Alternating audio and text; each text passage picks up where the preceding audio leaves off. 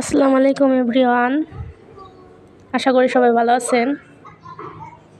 মেহমান আসছে বাসায়, তাই আর কি যেদিন আসছিল সেদিন কিছু মুরগি আর খিচুড়ি রান্নার আর কি আয়োজন করা হয়েছিল সবার জন্য। রাতের খাবারে মাটির চুলায় মুরগি মাংসটা রান্না হচ্ছে। মাটির চুলায় কিন্তু মুরগির মাংস রান্না করলে কিন্তু অনেক মজা লাগে, খাইতে অনেক স্বাদ হয়।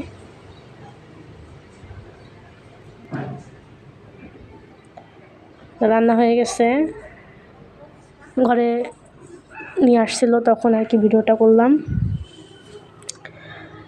অনেক মানুষ, মানে একটু বেশি মানুষ তো, তার জন্য একটু ঝোল ঝোল ভাবটা রাখছে।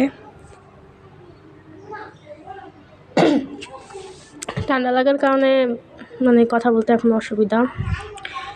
তো বাইরেই আর কি উঠান বৈঠকেই খিচুড়ি পাকাইতেছে, খিচুড়ি রান্নার চলতেছে।